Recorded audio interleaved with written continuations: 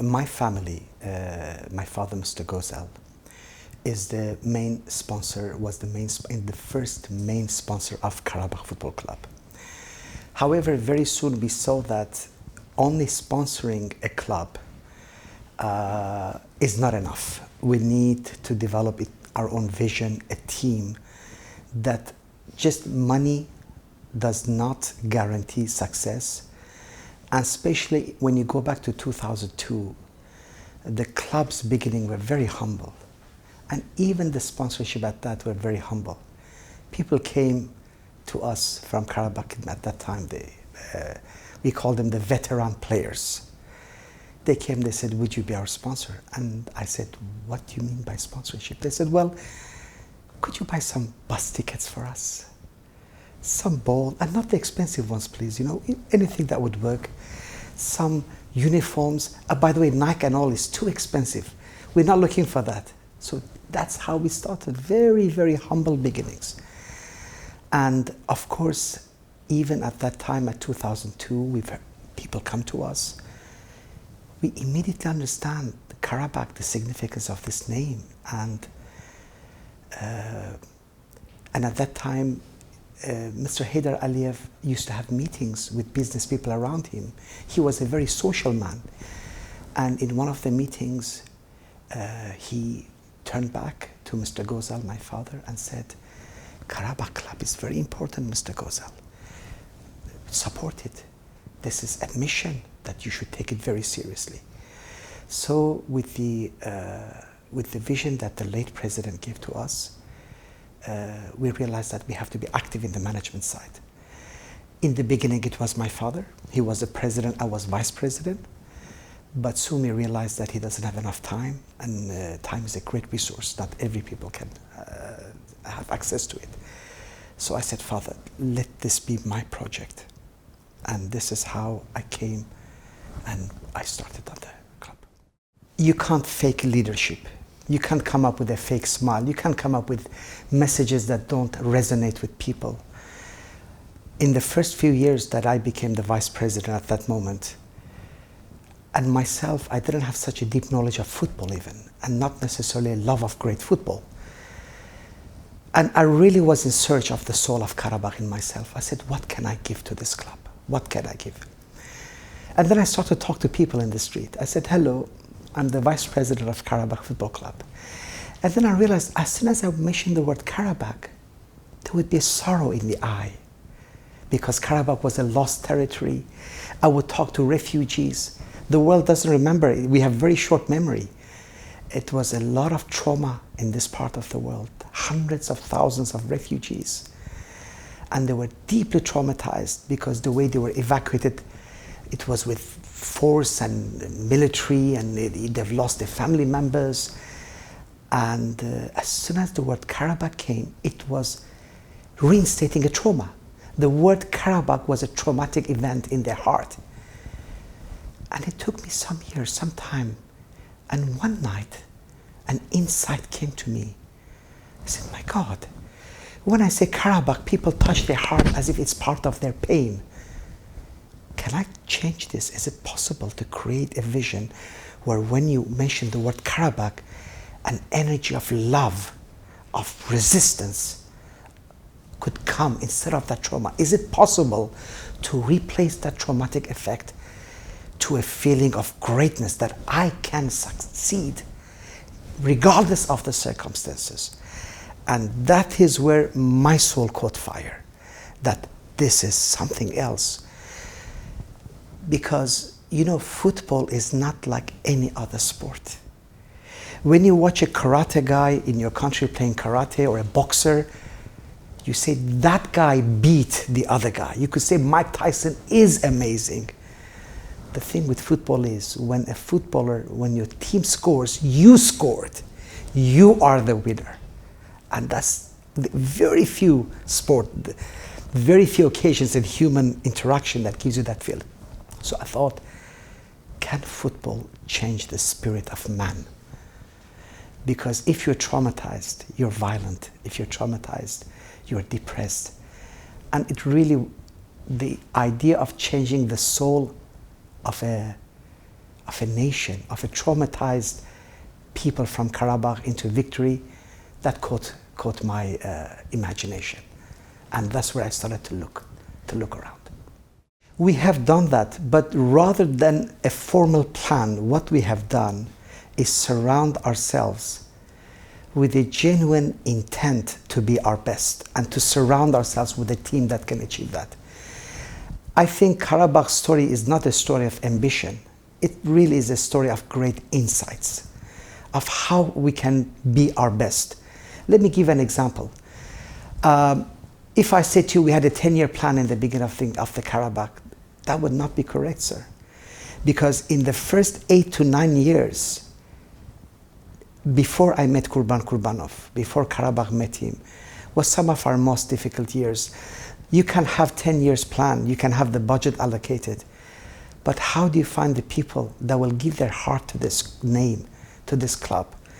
And the great successes, if you look at the greatest people who succeed in the world, they have not done it for the fame, sir. They have not done it because of an ambitious plan. They've done it because they were ready to do anything for it. And when I met Qurbanov, when I looked at his eyes, for the first time after many years, and now you have to imagine where I am caught in that fire and I'm looking for somebody who will take that. So really all this happened as we walked along. And I think when you are sincere, when the story is not about you, but about the cause you want to do, then you become this flower that attracts honeybees. I think that genuine intent brought Qurbanov to us. So to answer your question, no. We really started from the ground up by trying to be who we want to be day one, because the Qarabağ name is a very sacred name to us even today. With the martyrs, with the tragic history, with all that drama that happened in that territory for hundreds of years. And we just wanted to be worthy of that name. And we were looking for that every moment. In fact,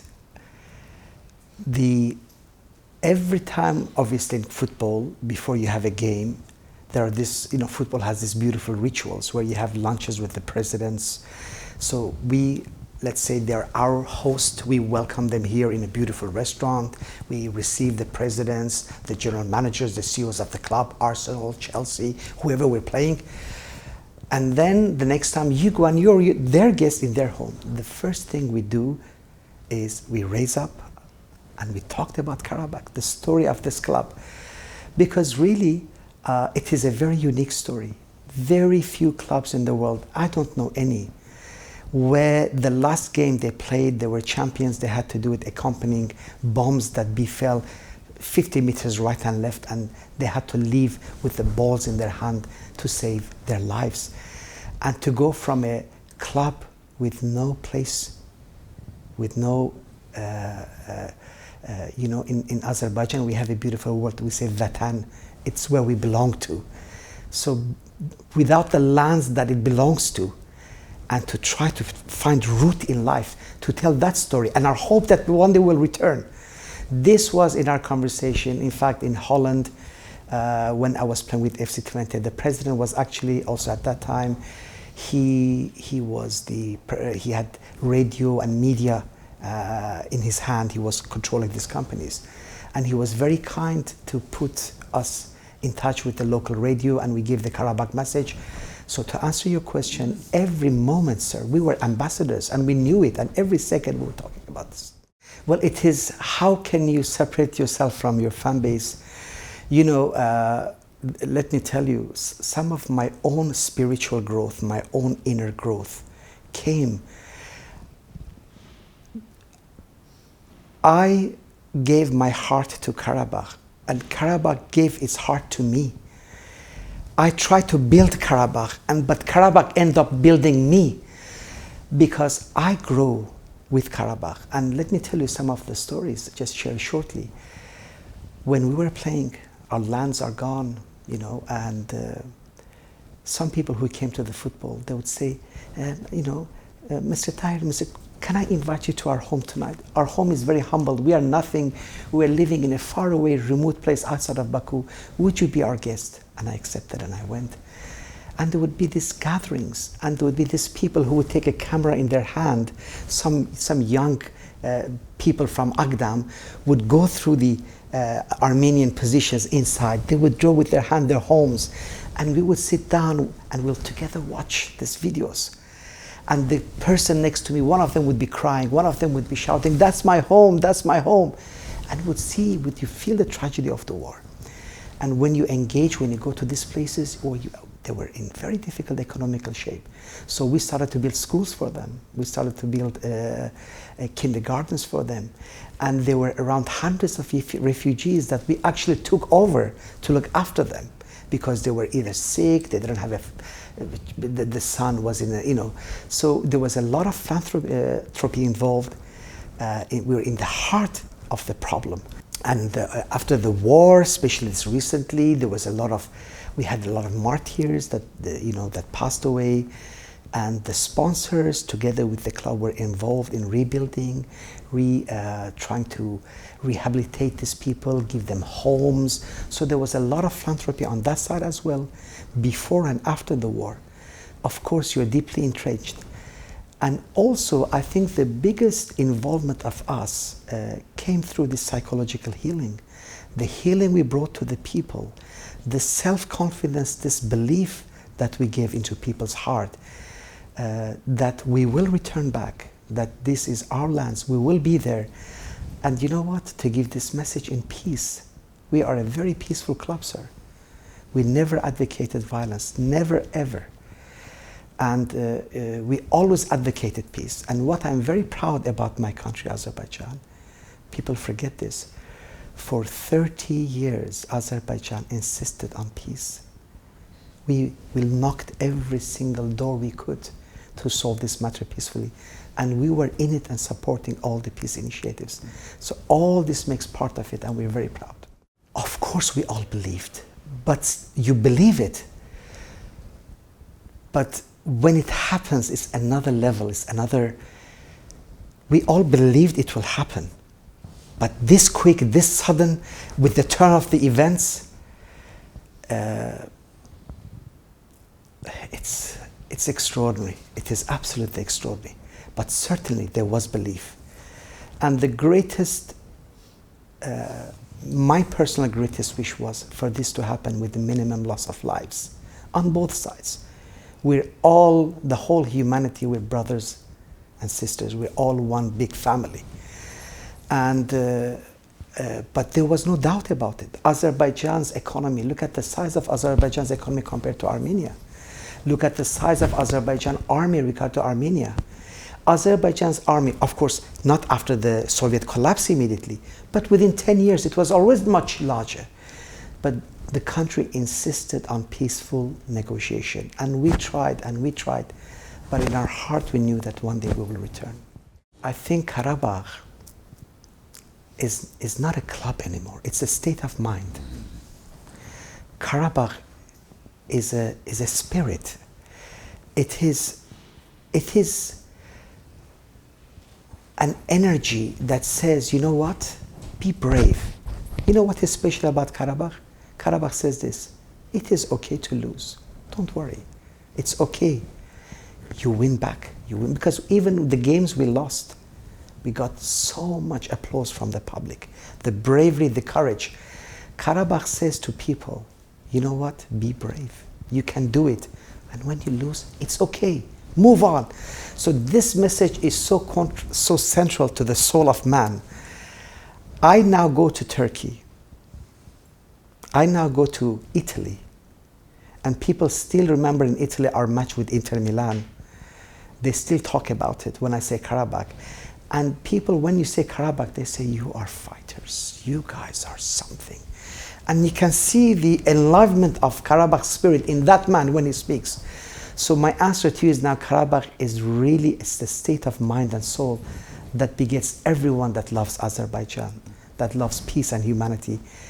Turkey, all the Azerbaijanis outside, but of course, especially people from Agda, from Qarabağ, it's at another level as well. Well, in the beginning, it was very difficult.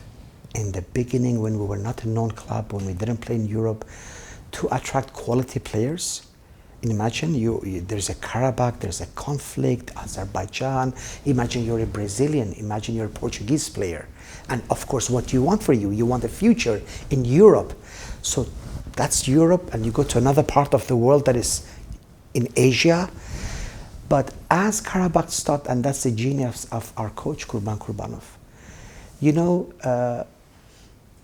I really think our coach is one of the greatest coaches in the world-class standards in terms of his capacity for leadership, his capacity to communicate, his capacity because of his own moral values.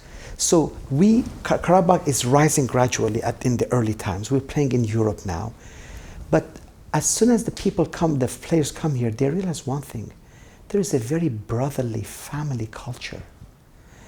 They feel they are in a family. So as a president, I go there, we sit down, we have speeches, they listen to me. The coach is sitting next to me, we talk about issues, we ask the questions, their families, how they are. And then these players start to write about Qarabağ, what an incredible experience it is to be here. And it is the media, the social media of our own players that then create an understanding that this club is a great place to be. It really is. In Qarabağ, your religion, your color, nothing matters. You are a brother as the other person, as the other player. It is a family. So this culture, plus especially now, before it was much, much more difficult, but now that we are in Europe, actually we are now okay. It's still more difficult for us to get players than if we were a European club, but we are okay now. It's much better now. The idea is not, you see, our vision was not to be Azerbaijani champions. Our vision was to build a club. Now, building a club and wanting to be a champion next year are two different things. We wanted to build a club with all the values that represent Qarabağ, but not to be champion this year. And when I met Qurbanov, our coach, that's the first thing he said to me. He said to me, Tahir, are you trying to build a club or are you trying to be the champion this year? Because if you want to be a champion this year, it's very easy. You bring some people, some experienced players, 32, 33 years old in Azerbaijan from outside, and bang, you're a champion in this country. But then what? So when I met our coach, I realized this has to be either a long-term commitment or it won't go anywhere. That's what he wanted. And I looked at this man, and I have to say, it is not with my mind that I made the decision. There was no intelligence of the mind, as my heart just said to me, Tahir, this is the man, you found him. And it was this insight that I find it difficult to put it into words. It was this intuition that this is the man who will take it. I looked at him, I said, so Qurban Hoca, what do we do? He said, well, we become patient. You let me do what I think is right. But be patient, we'll have some tough days ahead, huh? Will you be able to withstand that? Or are you going to come and say, you know, we're not champions the second year, third year, let's revamp our strategy? I looked at him, I said, I'll trust you. I'll trust you. The name of our club was Qarabağ. It was not Baku something, or my name, or the sponsor's name. It was Qarabağ. And we had to be ourselves in that state of mind. I want the vision of our club to be known, and it's very clear. Even in our worst times, even when we didn't have our lands, even when we were under occupation, when we even analyzed what the tragedy of Gozal, what happened in Gozal, we always said this: who is the enemy? The enemy is a fascism. The enemy is nationalism that doesn't recognize the living rights of the other party. So we said the struggle in Qarabağ, what we are suffering is the same as everywhere else in the world, is when a nation decides not to see the other nation as fellow human beings, and we treat with love and respect. So this is how we analyze the situation. We said it's not the Armenians, it is the mentality of fascism that we must struggle against. That is the struggle. We, myself, and in Qarabağ, we have the great depth of Azerbaijani culture. Azerbaijan, we are peace-loving people. We have a very deep culture. We have the depth and spirituality of Islam. At the same time, we have the breadth of our great philosopher Imadeddin Nasimi. And Nasimi and us, we believe in this, that all of us are part of a single great creative generative force of nature, of God. We're all equal in His eyes. We are absolutely, our hearts are open. We will have our Azerbaijani citizens of Armenian descent. We welcome them in our game one day after all this peace. If they come in peace, we will welcome them and welcome the peace between two countries. We should trade, we should do business, we should give prosperity to our people. That's the next project. And we would be very honored to participate in that. We love Khankandi, we love Qarabağ. And you're absolutely right, it will take some years for it to heal, for people to return to. There is no doubt that we'll have a very strong representation there. However, if Qarabağ wants to play in Europe, if Qarabağ wants to attract the top players in the world, of course, they would need the luxury of living in a big city like Baku, the facilities it offers for their families, schooling, English school, education. So we have a lot of limitations in terms of logistics and infrastructure, which might even in the future keep the main base of the club in Baku. However, saying that, I can't wait for the time where we can have some of our greatest game in Qarabağ, in our stadium, local championship, international championship, and I think that will happen. So we will always be there, a part of us will always be there.